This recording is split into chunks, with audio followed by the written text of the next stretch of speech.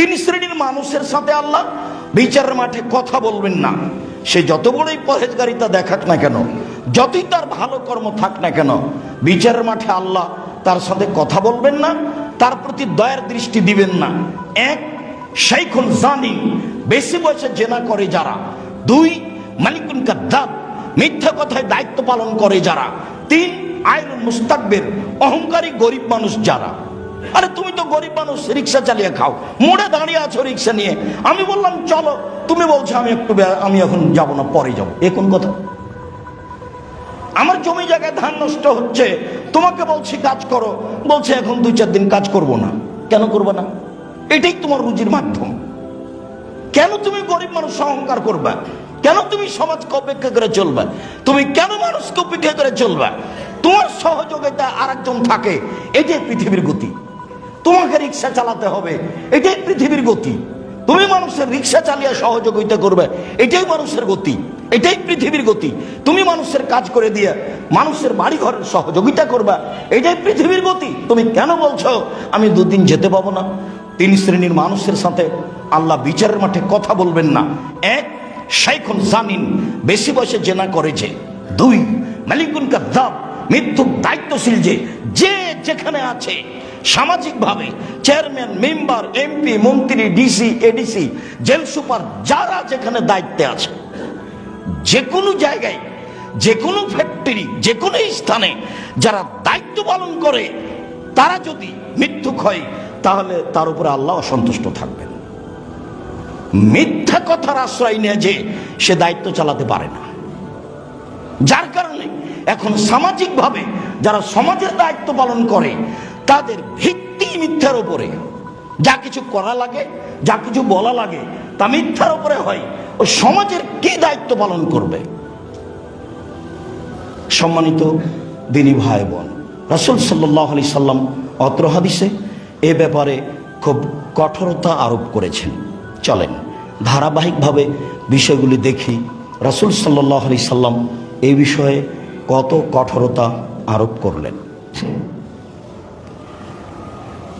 আবু হুরায়রা রাদিয়াল্লাহু তাআলা আনহু বলেন, রাসূল সাল্লাল্লাহু আলাইহি ওয়াসাল্লাম বলেছেন, পৃথিবীর মানুষ মনে রেখো, দায়িত্বকে যত তুমি সহজ ভেবেছ তত সহজ নয়।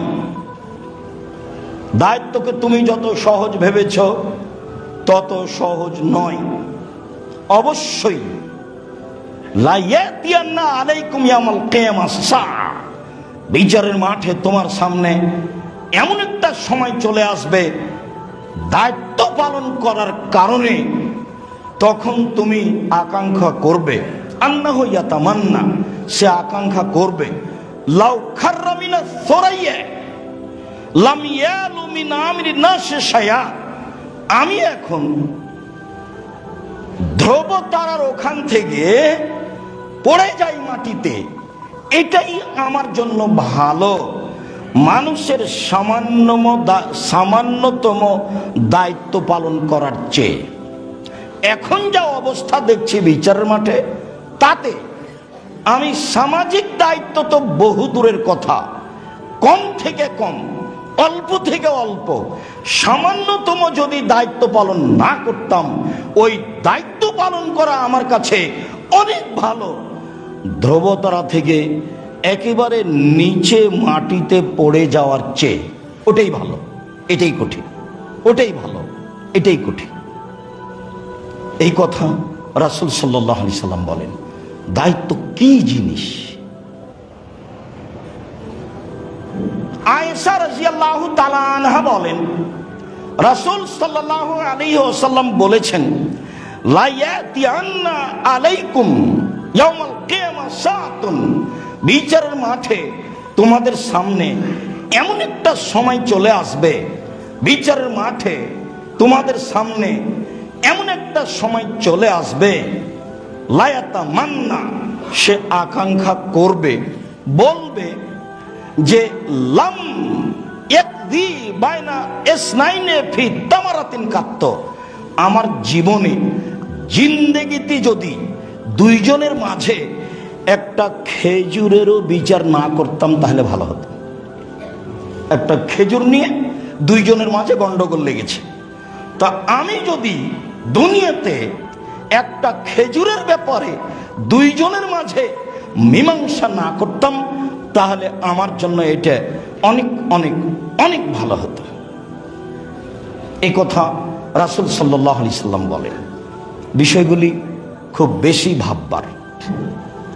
আবু হুরায়রা রাদিয়াল্লাহু তাআলা আনহু বলেন, রাসূল সাল্লাল্লাহু আলাইহি সাল্লাম বলেছেন, এইভাবে বলছেন, ওয়াইলুন লিল উমারায়ে, ধ্বংস নেতাদের জন্য, ওয়াইলুন লিল উরাফায়ে, ধ্বংস সামাজিক দায়িত্বশীলের জন্য, ওয়াইলুন লিল ওমানায়ে, ধ্বংস যাদের হাতে আমানত থাকে, টাকা পয়সা থাকে, যারা ব্যবসা বাণিজ্যের, যারা ফ্যাক্টরির মালিকানা করে, যারা ম্যানেজারের দায়িত্ব পালন করে, যারা সমাজের দায়িত্ব পালন করে, যারা মসজিদের দায়িত্ব পালন করে, যারা মাদ্রাসার দায়িত্ব পালন করে, যত মানুষের হাতে টাকা পয়সা থাকে, জনগণের টাকা, এর জন্য ধ্বংস।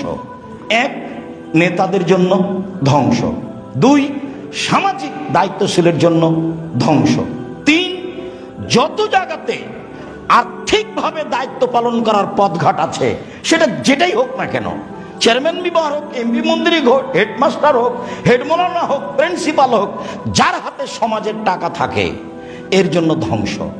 এই তিনটে ধ্বংসের কথা বলার পরে রাসূল সাল্লাল্লাহু আলাইহি ওয়াসাল্লাম বলছেন, লা ইয়াতামান্না ইয়ান্না ইয়াউমাল কিয়ামা, বিচারের মাঠে লোকটি বারবার আকাঙ্ক্ষা করবে, লোকটি বারবার আকাঙ্ক্ষা করবে আর বলবে যে আন্না দাওয়ায়ে বাহুম মুআল্লাকাতুন বিসরাইয়া, তার কপালের চুলের সাথে রশি লাগিয়ে একেবারে ধরবো তারার সাথে বেঁধে দেওয়া হবে। ওয়া ইউদলাউনা বাইনা সামাই ওয়াল আরজে, ও আসমান জমিনের মাঝে ঝুলন্ত থাকবে। এটা তার চেয়ে অনেক অনেক অনেক ভালো লাম ইয়াদুলিন নাস আমালান, সামাজিক একটা কাজ করার চেয়ে, সামাজিক ছোট থেকে ছোট দায়িত্ব পালন করার চেয়ে এইটা ভালো। কি? রশি কপালের সামনের চুলের সাথে বেঁধে দিয়ে, ধ্রুবতারার সাথে বেঁধে দিয়ে ঝুলিয়ে দেওয়া হবে, ও ঝুলন্ত থাকবে আসমান জমিনের মাঝে। আল্লাহ নবী এভাবে বলছেন, তার মুখের ভাষা, বানা সামায়ার যে আকাশ জমিনের মাঝে। তার জন্য এইটা অনেক অনেক ভালো, সামাজিক ছোট থেকে ছোট দায়িত্ব পালন করার চেয়ে। সম্মানিত দিনী ভাই বোন, যারা আমরা এখানে আছি, যারা সময়ের গতিতে অনলাইনে অবগত হব, এখন পৃথিবীর বিভিন্ন প্রান্ত থেকে অবগত হচ্ছি, তাদেরকে আমি বিষয়টি খুব কঠিনভাবে ভেবে দেখার জন্য অনুরোধ জানাচ্ছি। সুযোগ পেয়েছেন জনগণের টাকা ব্যবহার করার, এর অর্থ এই নয় যে টাকা আপনার। এটা আপনাকে ভুল বুঝতে হবে। এটা কত কঠিন তা দুনিয়াতে কিছু বোঝা যায়, যা আরো ধারাবাহিক হাদিসে বোঝা যাবে, তবে পরকালে আরো কঠিন থেকে কঠিনভাবে বোঝা যাবে দায়িত্ব কি জিনিস। ভেবে বেঁচে থাকার চেষ্টা করি। আল্লাহ তুমি তৌফিক দান করো। আল্লাহুম্মা আমিন।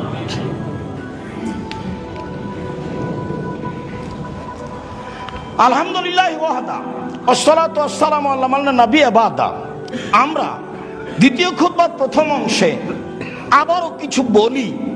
দায়িত্ব এত কঠিন, তো ভালো কোনটা? ভালো কিছু আছে কি?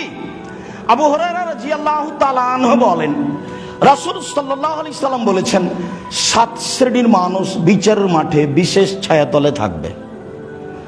7 শ্রেণীর মানুষ বিচারের মাঠে বিশেষ ছায়াতলে থাকবে। তার এক শ্রেণীর মানুষ ইমামুন আদিল, ন্যায়পরায়ণ দায়িত্বশীল, ন্যায়পরায়ণ নেতা, ন্যায়পরায়ণ ম্যানেজার, ন্যায়পরায়ণ সমাজের নেতা। ও যদি ন্যায়পরায়ণ হয়, তাহলে কাজে শান্তি, ব্যবসায় শান্তি, চলতে শান্তি, টাকা পয়সা নিরাপদ। যার কারণে ও একবারে প্রথমবারে এসেছে, ও বিচার মাঠে ছায়াতলে থাকবে। যখন সাহাবীগণ জিজ্ঞাসা করলেন, আল্লাহর নবী সবচেয়ে ভালো মানুষকে, এটা একটা জিজ্ঞাসা, আল্লাহ নবী সবচেয়ে ভালো মানুষকে, দেখি কি উত্তর হয়। আল্লাহ রাসূল বলছেন, মাকমুলুল কালব সাদুকুল লিসান, মুখে যে সত্যবাদী, অন্তরে যে নিরাপদ, সে হলো সবচেয়ে ভালো মানুষ। মুখে যে সত্যবাদী, অন্তরে যে নিরাপদ, সে হলো সবচেয়ে ভালো মানুষ। এই পর্যন্ত বলতে সাহাবীগণ বলছেন, আল্লাহর নবী, মুখে তো সত্যবাদী এইটা তো বুঝি, কিন্তু অন্তরে নিরাপদ এইটা আরবি ভাষা বুঝলাম না, এটা কি? তখন আল্লাহ রাসূল বলছেন, আত্তাকিও আর নাকিও, স্বচ্ছ পরহেজগার, সব কাজে স্বচ্ছ, দায়িত্বশীল, যে কোনো সমাজের দায়িত্ব পালন করে স্বচ্ছ, মসজিদের টাকা পয়সা হিসাবে মানে অক্ষরে অক্ষরে স্বচ্ছ, এতিমের দায়িত্ব পালন একবারে অক্ষরে অক্ষরে পরিষ্কার স্বচ্ছ।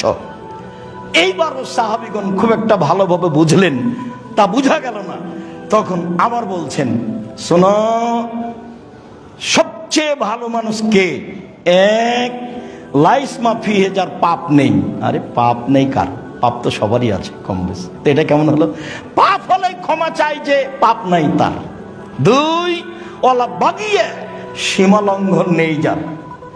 সীমা লঙ্ঘন, ছোট থেকে ছোট এই বাক্য বহুদিন বলেছি। জমি দখল করলেন, এটা বড় সীমা লঙ্ঘন। আর ছোট সীমা লঙ্ঘন, ওই যে মরিচ নিচ্ছিলেন, 100 মরিচ নেবেন, হাতে একটা মরিচ দেখতে নিয়েছেন, এটা ভালো না মন্দ, দাঁড়ি পাল্লা ঠিক হয়ে গেছে, এখন হাতে একটা কোথায় রাখবেন, এটা হলো ছোট সীমা লঙ্ঘন। সীমা লঙ্ঘন যার নেই, সে হলো সবচেয়ে ভালো মানুষ। দুই, তিন, ওয়ালা গিল্লা, আত্মসাৎ নেই যার, আত্মসাৎ নেই যার, সে হলো সবচেয়ে ভালো মানুষ। আত্মসাৎ বড়, যমুনা সেতু তৈরি করতে টাকা অনেক হারাইলো, তার নাম আত্মসাৎ। আত্মসাৎ বড়। ছোট আত্মসাৎ, আপনারা গ্রামের ছেলে কয়েকটা মিলে টাকা উঠিয়ে 5000 বা 500 টাকা দুজনকে বাজারে পাঠিয়েছেন, তখন ওরা বাজার করার পরে 30-40 টাকার নাস্তা করেছে, নাস্তা করে ওইটা ভিন্নভাবে না লিখে এর মধ্যে ঢুকিয়ে দিয়েছে, যাতে করে আর কেউ বুঝতে না পারে। এটা কি?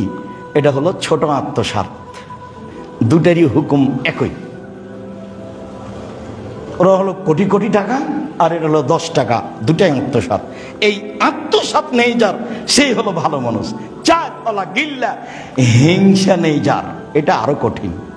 সে মাওলানা সাহেব হোক আর হাজি আর গাজী হোক, হিংসা এমনিতেই জন্ম নেই, স্বাভাবিকভাবে জন্ম নেই।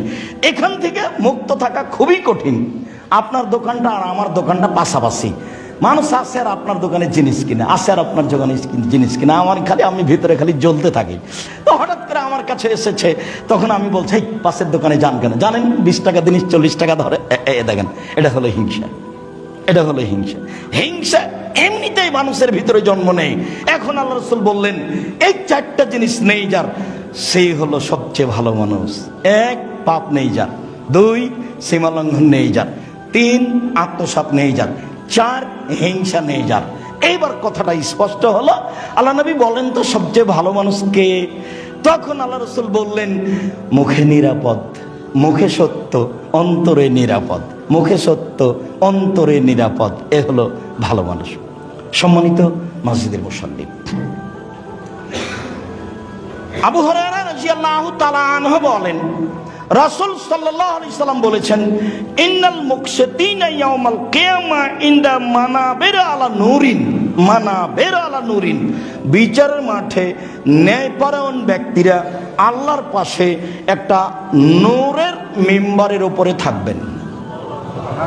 ন্যায়পরায়ণ ব্যক্তিরা যতই স্থান আছে, সামাজিকভাবে, আর্থিকভাবে, এরা যদি ন্যায়পরায়ণ হয়, তাহলে বিচারের মাঠে আল্লাহর পাশে একটা আলো নূরের মিম্বারের উপরে থাকবে। এই কথা বলার পরে আল্লাহ রাসূল বলছেন যে ব্যক্তি আদালা, ইনসাফ করলো। কিভাবে ইনসাফ করলো? ওয়াদালা ফি মা কারিবেহি, নিকট আত্মীয়র সাথে ইনসাফ করলো। মানে নিজের গুলোকে বেশি দিল নাকি, অপরগুলোকে কম দিল নাকি, এই যে নিরাপদ মানুষ, সবাই তার কাছে পূর্ণ হক রাখে, এইরকম মানুষ হলো ন্যায় সঙ্গত মানুষ, ন্যায় নিষ্ঠা মানুষ। এই থাকবে আল্লাহর পাশে বিশেষ নূরের উপরে। আবু হুরায়রা রাদিয়াল্লাহু তাআলা আনহু বলেন, রাসূল সাল্লাল্লাহু আলাইহি সাল্লাম বলেছেন, আহলুল জান্নাহ সালাসা, 3 শ্রেণীর মানুষ জান্নাতি। এক, ইমামুন আদিল, ন্যায়পরায়ণ দায়িত্বশীল, জান্নাতি, একবারে নগদ। 2 রাজুলুন রাহিমুন, ব্যক্তি দয়াশীল, রাকিকুল কালব, অন্তরটা নরম, লেকুল্লে দি কুরবা মুসলিমিন, নিকট আত্মীয় মুসলমানের উপরে কোন সময় দল করেন, সংগঠন করেন, যেটাই করেন না কেন, ভাইয়ের সাথে, বোনের সাথে, আত্মীয়র সাথে, পাড়া প্রতিবেশীর সাথে ভুলেও কখনো খারাপ আচরণ করবেন না। যেটা আমি সব সময় বলি, দলীয় ক্ষমতা দেখিয়ে, দাপট দেখিয়ে, রাহাজানি করে, অন্যায় করে, অত্যাচার করে, মানুষকে অপমান করে, মানুষকে জেল হাজতে দিয়ে, মামলা করে, মানুষকে খাটো করে 1 মিনিট বেঁচে থাকার চেষ্টা করিয়েন না। ফেরাউন ডুবে গেছে 1500 বছর পরেও, আর আপনাদের নেত্রীর বয়স ছিল মাত্র 45 মিনিট। কাজেই শিক্ষা নেওয়া উচিত, কোন সময় জুলুম করবেন না, অন্যায় করবেন না, ক্ষমতা থাকলে মানুষকে ক্ষমতা দেখাবেন না, সার্বিকভাবে নীরবে থাকবেন, কারো পক্ষপাতিত্ব হবেন না। দুনিয়াতে প্রতিশোধ নেই, প্রথম কথা হলো প্রতিশোধ নেই, প্রতিশোধের পাতা ছিঁড়ে দিয়েছি। কারো বিরুদ্ধে মামলা নেই, অভিযোগ নেই, জান্নাত হবেই। 1 সচ্ছল অসচ্ছলে দান করুন, জান্নাত হবেই। 2 অল কাজিমিনাল গাজ, রাগ নেই, কাজের লোক হোক, স্ত্রী হোক, ছেলে মেয়ে হোক, রাগ দিয়ে কোনো কাজ নিব না, জান্নাত হবেই। 3 অল আফিনানিন নাস, মাপ, মাপ। কি করেছে? অন্যায় করেছে, মাফ করে দাও। কি করেছে? জুলুম করেছে, মাফ করে দাও। কি করেছে? তোমার ছেলেকে মেরেছে, মাফ করে দাও। 3টে আল্লাহ বলছেন। 1 নম্বরে আছে সচ্ছল অসচ্ছল দান করুন, জান্নাত হবে। 2 রাগ মিটিয়ে কাজ করেন, জান্নাত হবে। 3 ছাড় দিতে শিখতে হবে। যতদিন যাবে তত ছাড় কমে যাবে, কেউ কাউকে ছাড় দিতে চাইবে না, একবারে লাফ দিয়ে উঠবে, কে রে, তোকে দেখে ছেড়ে দিব, এটা হলো স্বাভাবিক গতি হবে। আল্লাহ বলছেন ছাড় দিতে শিখো, প্রতিবাদ নেই, প্রতিশোধ নেই, প্রতিবাদ নেই, প্রতিশোধ নেই। মাটির মানুষ, মাটির তৈরি, নরম হয়ে থাকো। 5 ওয়াক্ত সালাত, হালাল রুজি, কোরআন তেলাওয়াত, আড্ডা পিটা নিষেধ, চিরদিনের জন্য আড্ডা পিটা নিষেধ। 2 জন যেখানে বসে আছে সেখানে বসবেন না, কঠিন ভাবে না করা আছে। আর রাত 10টায় ঘুমিয়ে যাবেন, বাড়িতে কারফিউ জারি থাকবে, প্রেসিডেন্ট আইয়ুবের কারফিউ জারি থাকবে, 10টার মধ্যে ঘুমিয়ে যেতে হবে। পড়া ছাড়া, লেখা ছাড়া তাকে ঘুমাতেই হবে যে কোনো মূল্যে। সারা পরিবারে রাত 2টায়, 3টায়, 4টায় উঠে যাবেন। কেন? আল্লাহ শুধুমাত্র আপনার জন্য সপ্তম আকাশ থেকে প্রথম আকাশে নেমে এসেছেন, শুধু আপনার জন্য। আপনি এইভাবে বড় মোবাইলে ল্যাংটা মেয়ে দেখে, অন্যায় করে, অবিচার করে রাত 3টায় ঘুমাবেন, আল্লাহ আপনার জন্য নেমে এসেছেন? ধর্ম পাগল হয়ে গেছে? আপনার চালচলন, চরিত্র হবে নোংরা, ইতর শ্রেণীর মানুষের মতো, আর আপনি আল্লাহর সাহায্য পাবেন? এটা হতে পারে? একমাত্র আল্লাহর জন্য, আপনার জন্যই আল্লাহ সপ্তম আকাশ থেকে প্রথম আকাশে নেমে এসেছে। আর আপনি এভাবে জেগে থাকে মানুষের সাথে গল্প করছেন, আড্ডা পিটছেন, বদনাম করছেন, এটা হলো যে কোনো মূল্যে একরাহুল কালাম আবাদ আলে শাহে। আল্লাহর নবী এশার সালাতের পরে কথা বলা ঘৃণা করতেন, এশার সালাতের পরে কোনো কথা নেই। ওয়া একরাহুন নাওম ক্বাবলা আলে শাহে, আল্লাহর নবী এশার সালাতের পূর্বে ঘুমিয়ে যাওয়া ঘৃণা করতেন। এটা নীতি, এটা নিয়ম, পারিবারিকভাবে যে কোনো মূল্যে হতেই হবে।